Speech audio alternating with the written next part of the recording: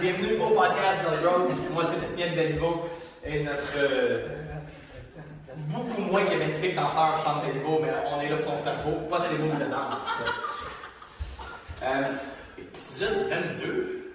22. J'espère que vous nous suivez, j'espère que vous appréciez nos capsules. Aujourd'hui, je chante, en fait, j'aimerais ça. C'est un peu une question pour moi maintenant. Des fois, c'est pour le public. Des fois, c'est pour le public. Shout-out de France Primo qui nous ont dit. C'est ça, tu sais, j'ai des questions des fois. En fait, je me demande comment optimiser le sommeil. Ces temps-ci, on dirait qu'il y a des. Tu sais, j'ai trouvé le seul dénominateur commun, c'est quand il faut que je me réveille à 6 h le matin pour me renseigner, que je me réveille en plein milieu d'année et je dors pas. Fait que, tu sais, c'est quoi tes trucs pour optimiser le sommeil? J'en connais quand même déjà, j'ai fait un concours de sommeil avec toi. Ouais. J'essaie de penser à ce que je fais, puis je suis pas capable de trouver c'est quoi exactement. Ok, cool. Fait que, parfait. On va commencer avec les fentes. Aujourd'hui, on va prendre un cours debout, vraiment de jambes plus. Fait qu'on comme un peu la semaine passée avec Martin, c'était surtout des jambes, mais là, on va faire beaucoup en mouvement. Fait qu'on fait juste une fente avant. Une fente avant. Fait qu'en fait, je vais la même jambe, on alterne. On alterne, parce que sinon, il faut compter, puis je sais pas ça compter. Fait que je suis pas obligé de compter. C'est ça. Je suis habitué de compter. On a été calme. Fait que c'est une super bonne question, en fait. Et fait que je vais déjà choisir le prochain épisode, en fait. Je vais choisir, c'est rare que je fais ça, mais on va le break down en deux. Puis là, je vais faire qu'est-ce qui arrive si j'ai un mauvais sommeil parce que je me réveille la nuit. Parce que optimiser sommeil part 1, optimiser sommeil part 2, c'est ça. Two part! On est déjà dans le moment.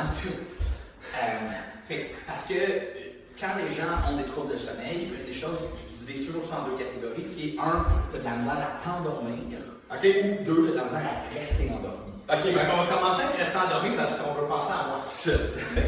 Dan, tu as de la misère à t'endormir. Je m'endors de même, c'est ça. Fait que, mais tu as de la misère à rester endormi.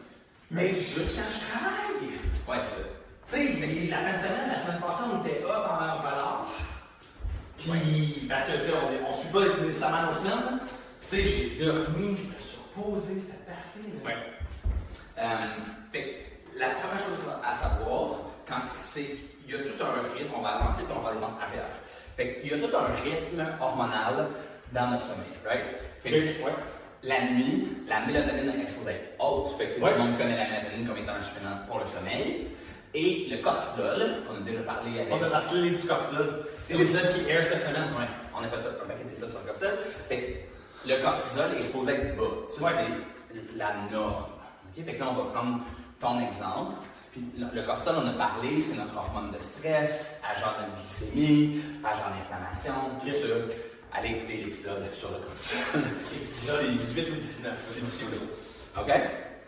Donc, ce qui arrive des fois, c'est pour des raisons un peu précises qu'on va regarder, qu'on va parler aujourd'hui. Le cortisol, à la place de rester bas, ben, à un point X dans la nuit, il pique. C'est ça, puis ton cortisol qui pique, c'est ça qu'on a parlé dans l'épisode du cortisol, c'est ça qui te réveille le matin, face à face, puis on va aller faire des fentes latérales. Encore en attend. C'est ça. Fais ton cortisol, qui, en théorie, quand il monte le matin, c'est ça qui nous réveille. Ben là, s'il monte la nuit, ben là, ton corps va faire, ben là, ok, je suis supposé me réveiller, puis pox. C'est ça. Là, la question c'est, pourquoi mon cortisol il monte? C'est ça, quand il n'est pas supposé. La première est la glycémie. Logique expression, c'est la glycémie, bravo. J'écoute, je l'écoute, mon frère, ça m'arrête pas. J'écoute ce qui m'inquiétait pour moi. Même plus qu'il écoutait ses profs dans le temps, là. Je fais pas crazy. J'ai passé, j'avais des temps à l'école, j'écoutais mes profs, pas parce que je me forçais à la maison. C'est ça. Fait que c'est vraiment la glycémie qui est la première chose à gérer. Pour les gens qui se réveillent la nuit, c'est la base. Tu sais, ça peut être même des réveils avec des chaleurs, des réveils juste pour aucune raison, de ne pas être capable de dormir, tout ça. Ça peut certainement faire une différence de gérer ta glycémie. On va aller arrière et diagonale, fait que je m'en vais. Curtsy, go les fessiers, on va voir les fesses de feu. Je pense que je laisse les choses en faire une coupe, c'est comme si j'étais en voix. C'est une révérence pour moi. I'm the king. C'est évidemment ça, c'est évidemment ce qui se passe. C'est pour ceux qui tune in là, c'est évidemment exactement ça. Donc, c'est du sujet du podcast. C'est la référence probable. Alors, la glycémie, par exemple, ça reste le point culminant. Fait que, assure-toi de manger assez de protéines, mange pas trop de sucre, bois assez d'eau. C'est vraiment nos bases. S'il y a encore un problème que vous suspectez, donc, vous avez écrit l'épisode sur la glycémie qui doit être tôt, là, oui, ça va être dans les 5 premiers, mettons. Puis il y a encore un problème, vous pouvez consulter avec un médecin ou un naturopathe. La berbérine peut être super utile. Je le sais, mais BO! Ouais, c'est ça. Un backorder, ça berbérine depuis un mois que j'en veux.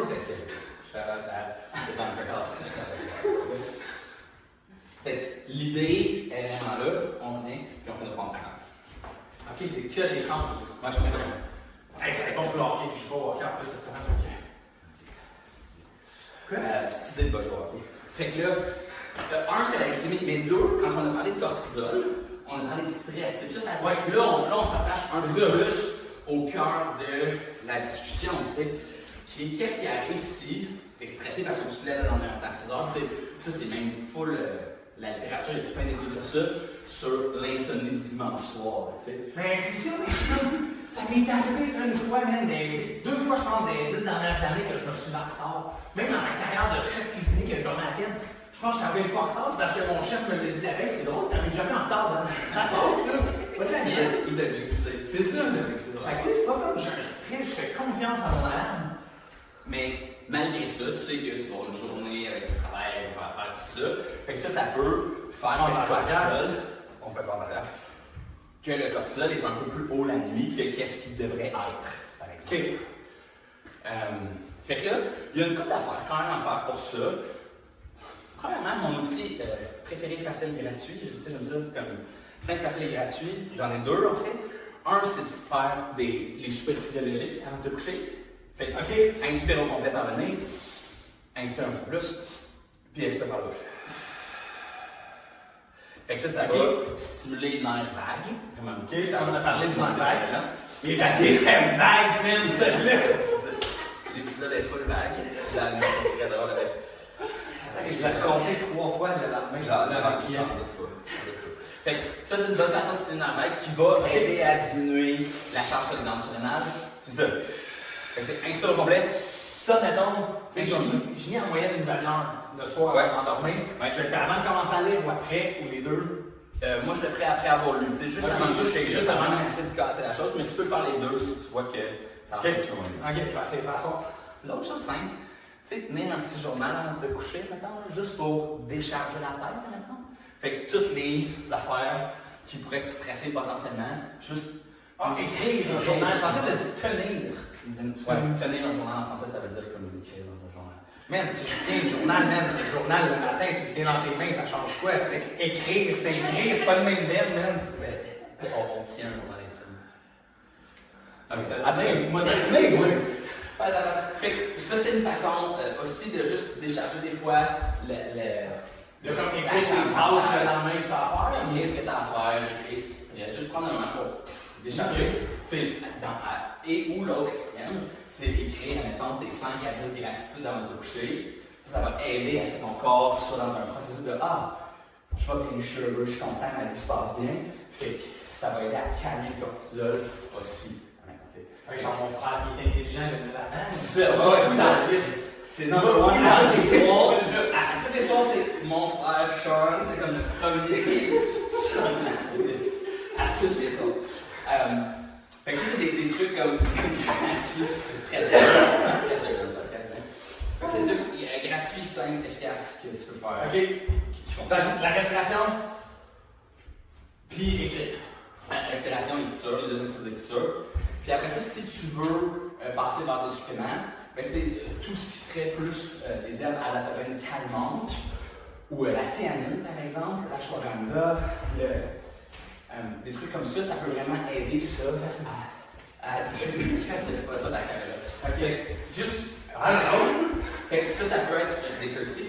Fait que ça peut être une super bonne option aussi pour aider à calmer. Fait que chez Design for Health, il y a un supplément qui s'appelle Neurocalm que j'aime vraiment beaucoup. Chez Métagénique, c'est un sérénagène que j'aime vraiment beaucoup.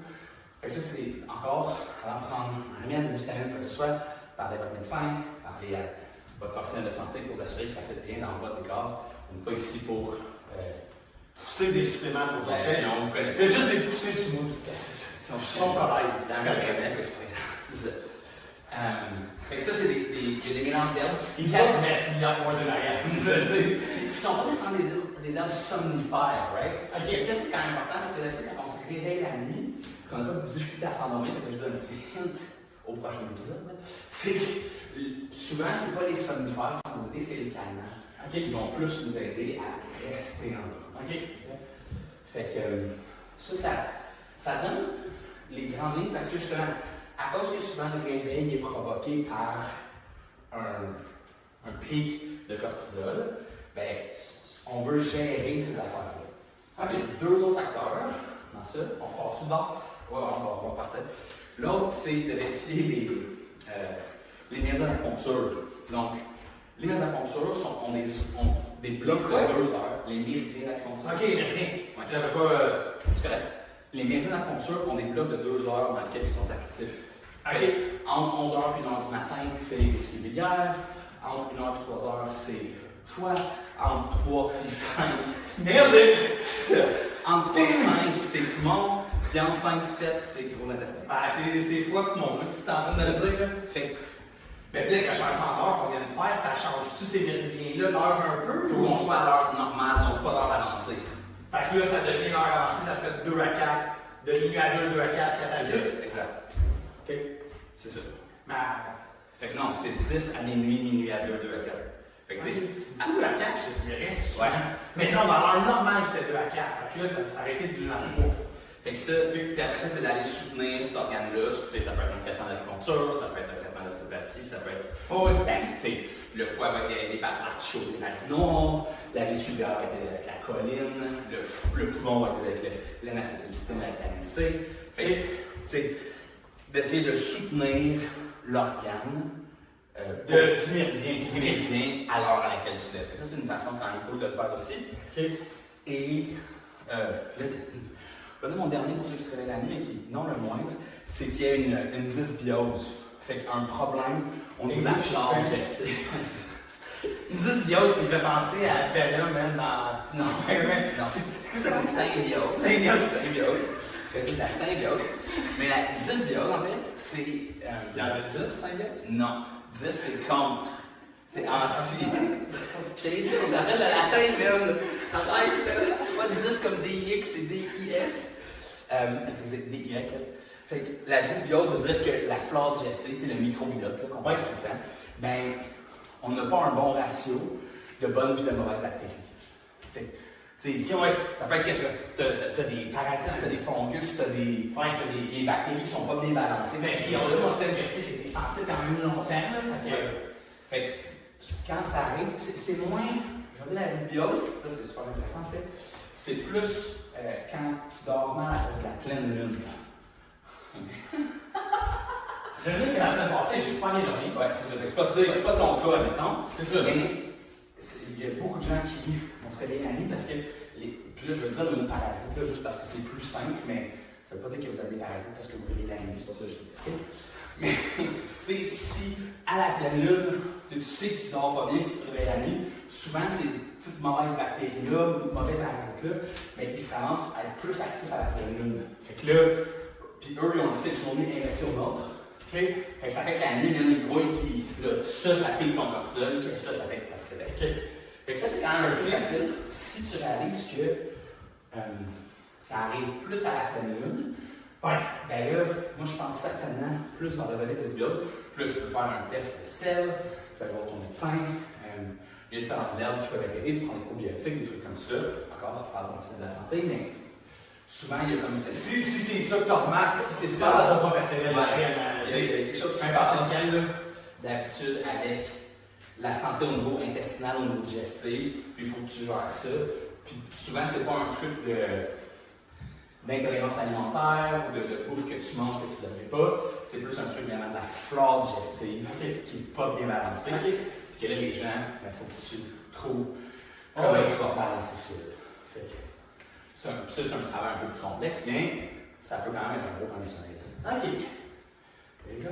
Fait que tu sais, étape 1, Pour moi, c'est t'inquiéter de foie. Ouais, glycémie. Tu sais, c'est une glycémie instable. C'est ça, mais glycémie, je pense qu'elle est assez stable, ces temps-ci. C'est assez bon quand même. Tu sais, je fais quand même attention à ce que je mange. Tu sais, je ne vois pas, mettons, que je me réveille la nuit si je bois du vin, tu sais, ça va quand même spiker ta glycémie le soir, fait que t'en crash la nuit. Ouais, mais, tu sais, je ne vois pas comme avant non plus. Fait que, tu sais, comme 2 heures de vin, même vendredi soir, j'ai super bien dormi quand on était au non. Fait que on pense vraiment à cortisol, je sens c'est ça. Dans ce temps-là. Fait que c'est, ok, fait que je vais essayer la respiration. Les respirations, ok. Fait que,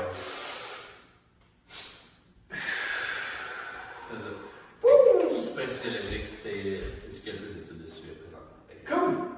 Alright, j'espère que vous avez aimé ça, j'espère bon sommeil. Après, je la regarde.